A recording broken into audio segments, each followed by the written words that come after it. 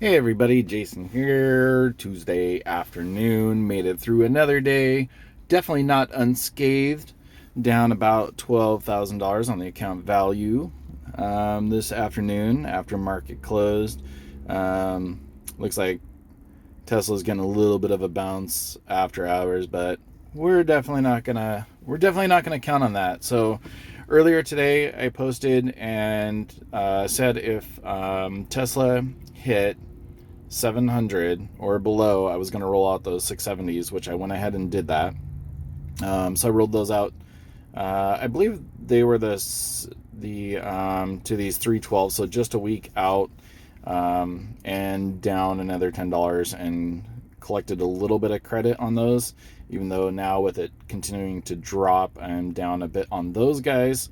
But overall, as far as where all my put credit spreads are, you can kind of see. So I have some still that I'm holding on to, maybe another day or two, the 645s, depending on what price action looks like tomorrow. And again, not a normal thing for me to hold on this long, but I've seen some pretty decent rejection down low.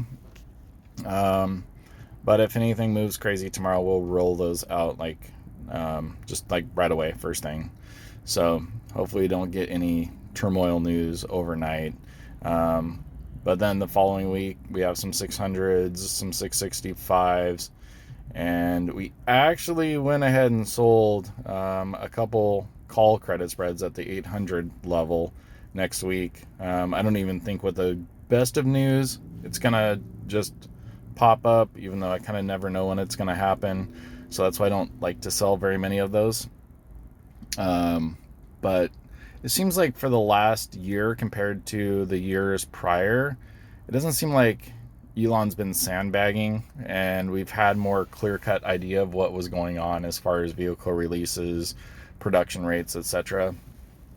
So you never know when something could come out, but it's kind of like with Battery Day, people had crazy expectations of what was going to happen, and then because crazy stuff didn't happen, the stock price just plummeted at that point for the next couple days.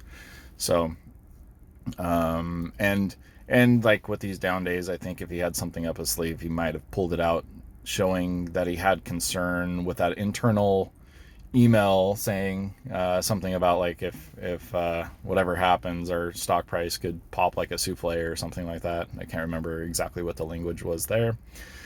So that's what we got going on for the next couple weeks, and then 319, we're still sitting with a couple 600s, 655, 640s. I do have these debit spreads that I bought, kind of YOLO'd.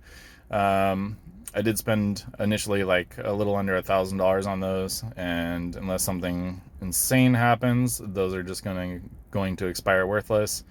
And I did sell a couple more call credit spreads, 319, 850, 860s. Other than that, we're still sitting 650s, 600s, 610s. So very low.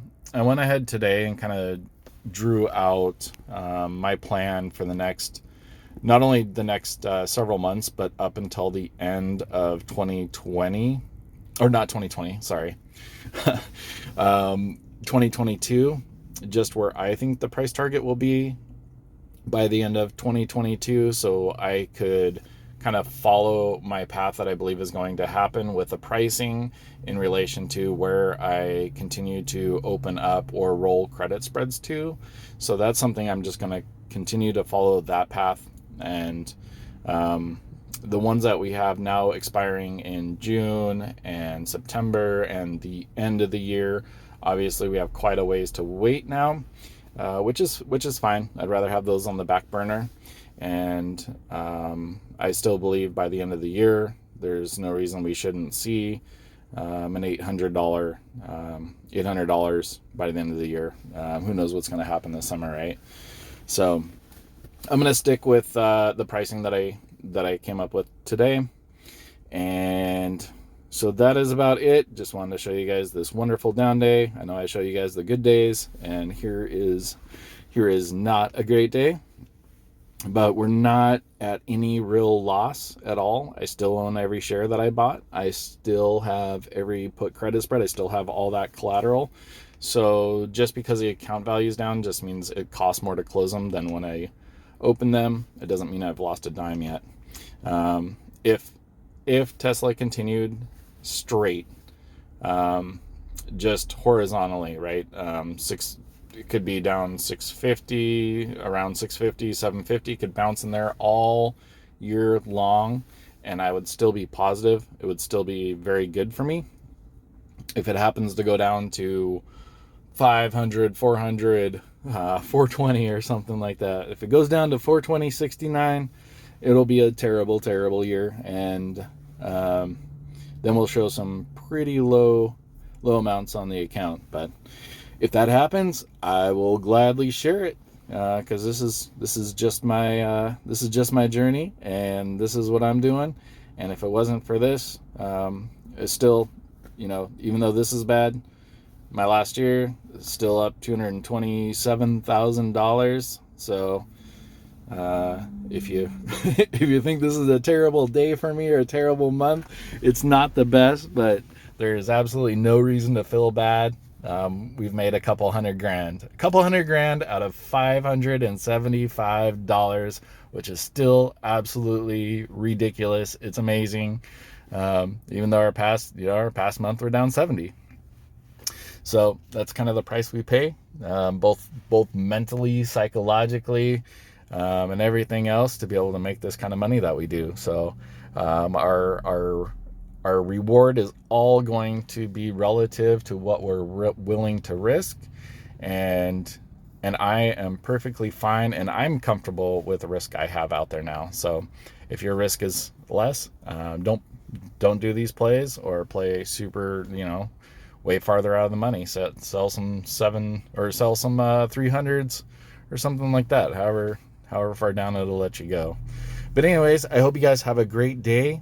Tonight, well, I don't know if it's going to be tonight or tomorrow that you'll see the talk, but Logan and I are going to do another video, kind of update here. Thought it might be some better news, but not so much. But that's all right. All right, guys, have a great day and make a lot of money.